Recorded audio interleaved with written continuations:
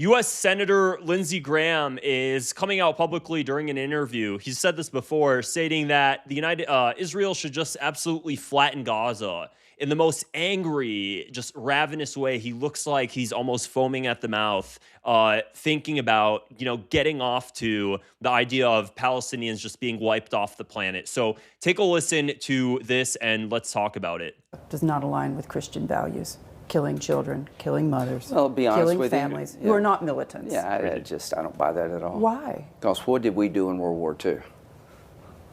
Did we think 1 minute about starving the Germans? Did we bomb every city into smithereens? So this is a war. No, October 7th to World War II. Yes, I am. This is an absolute existential threat to the Jewish people. What happened on October? So I have to stop there, partly for copyright reasons. I kind of have to chop it up when I show these videos. Here's the first thing I want to say. When this guy says that, you notice how whenever they're trying to gain sympathy for Israel, they always say the Jewish people. They always try to make Israel analogous with the Jewish people. It's important we call that out because it's a method they do whenever they try to make the person that's asking them questions look horrible, look despicable. They'll be like, "How are you saying such a thing about the Jewish people? Oh my God." Versus just a nation called Israel. That's the first thing. The second thing, there's always a tendency to look back and try to compare the morals of today to what happened in the past. Well, we did it back then, so it should be okay today. We murdered millions of people back then, so it should be okay to murder millions more today. You see the fallacy there? It's not actually about morals. It's trying to justify something that is incredibly immoral by what happened in the past. So that's another thing. But let's keep listening to it. And I mean, take a look at this guy's face. Just pure anger. He's older. He grew up in a world where it was incredibly, unacceptable to be gay, incredibly taboo to be gay. So he's closeted, and I think that plays a big role, honestly, just being a closeted older person as to why he's so cucked by Israel. I genuinely think it does. Also, as to why he feels so willing to just bomb the entire planet. I really think it has something to do with the fact that he's just not expressing himself. At this point, please, can this dude just come out and save us all from the hell that he's putting us through? So keep taking a listen. October the 7th was 1,200 people were slaughtered, raped, and murdered and filmed by radical Islamists who would kill every Jew if they could, to the world. If you don't understand this is a threat to Israel's And then survival, they flattened Gaza. Just flatten it. We flattened Berlin. We flattened Tokyo. Were we wrong to drop an atomic bomb to end the Japanese reign of terror? Were we? So my view, if I were Israel, I would have probably done it the same way. Without military victory, there is no hope of breaking radicalism. Without military victory, there is no hope of breaking radicalism. While the people that are being radical are the people endorsing this ideology, like Lindsey Graham. And I mean, truly, look at the anger in this dude's face. He's so angry. And again, bringing up this sort of thing again, where he even said Israel in this? If I were Israel, there we go. Flatten Gaza. Just flatten it. We flatten two murdered. Every time, there we go. Every single time, what we see is this guy continuously using the word, now at least twice, the Jewish people. Again, the Jewish people, as if really the Palestinians, their issue is the Jewish people and not Zionism, which is blatantly false. So he's trying to gain sympathy for a group of people while at the same time actively calling for the flattening and the extermination of another group of people. And he's totally brainwashed. I mean, this is the thing with people that were alive in his generation too, the amount of brainwashing that was done, especially in the South, in the Bible Belt, pushing Christian Zionism, which is the bastardization of Christianity. All honestly, it is the bastardization of the Bible, is Christian Zionism. Pushing this sort of stuff and trying to normalize the idea of murdering millions of people for another population. And I'm telling you guys this, and I can't say it. I can't express this any more than I'm saying it to you guys right now. Palestinians do not have issues with Jewish people. They have an issue with Zionism. I can't express this any other way. Here's the thing, though. Israelis have an issue with Palestinians. Palestinians have an issue with Zionism. And when you go to the Middle East, when you go to the occupied West Bank, they'll talk about, it's called the Zionia. They'll talk about them all the time, the Zionia. They'll talk about the Zionists, the Zionists. They'll say it over and over again, the Zionists. My grandmother was born in Haifa, and then she fled back to our family's village in the West Bank. My great grandfather there's still an apartment complex in Haifa today that was owned by my great grandfather, and he just paid it off in 1948. And they had to leave the apartment. And actually, I could probably pull it up. I think I have the photo favorited. They had to leave the apartment in Haifa, and now the apartment is standing in Haifa and it's occupied by Israelis.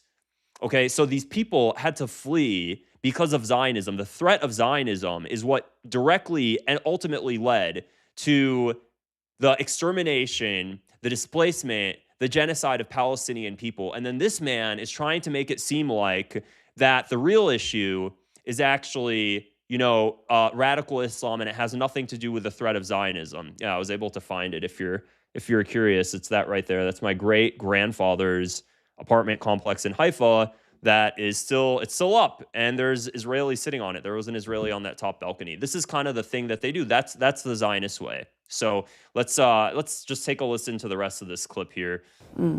What? There we go. Flatten Berlin. We flattened Tokyo.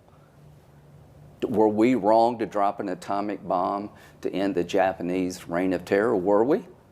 So my view, if I were Israel, I would have probably done it the same way. Sick.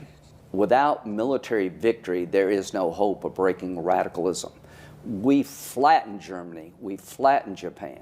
How many Americans Wait a believe minute. this? Out of that, How many Americans think the way that you do? Disgusting. I think most Republicans think the way I do. Which is Even young ones. You're just out of touch if you don't understand Republicans when it comes to radical Islam.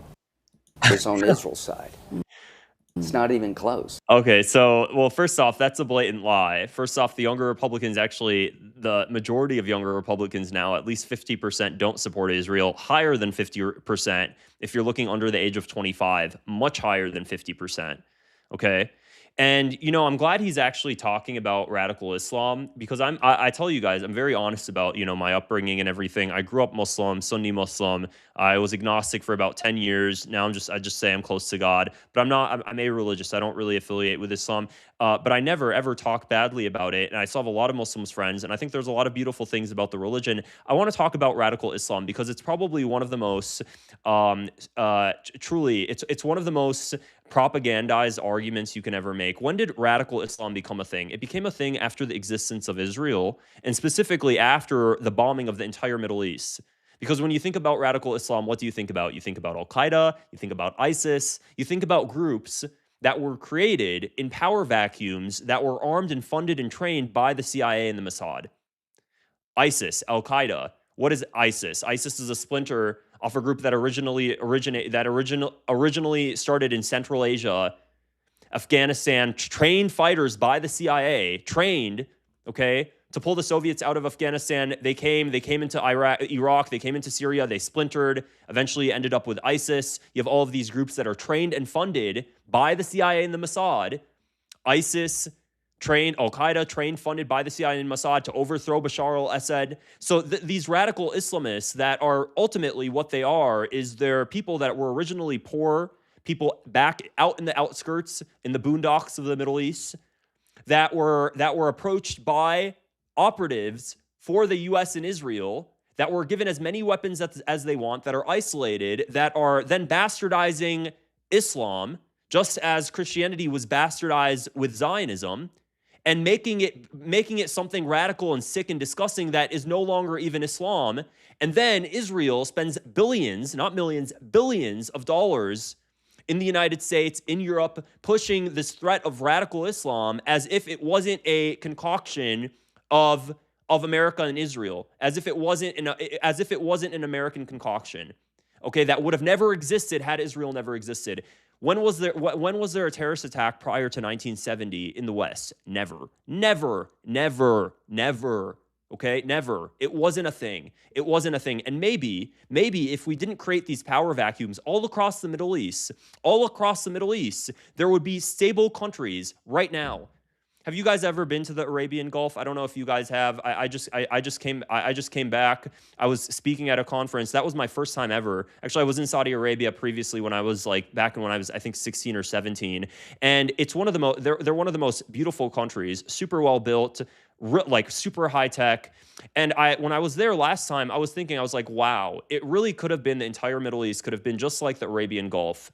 Saudi Arabia, the UAE, Qatar, the amount of development, the economic opportunities, the infrastructure development, all of it. Wow, if it wasn't for the Israel project bombing the hell out of the Middle East and balkanizing the Arab world, the Middle East could have probably had a golden age right now if it wasn't for Zionism. And I promise you, I'm 100% certain of that, because you have proof of it in the Arabian Gulf. They were able to do it. Why? Because they had stable countries. They had stable countries. They had a lot of oil. There wasn't a massive global superpower, the United States, that was occupied by Israel, bombing the entire Middle East. It could have really been a better world for everybody, including for Europe, which would have been more homogenous. And they're always talking about how Europe is becoming less white. Well, guess what? It would have been a lot more homogenous if it was for a stable Middle East.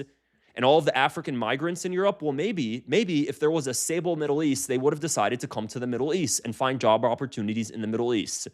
Just like they did in Libya prior to Gaddafi being overthrown in Libya.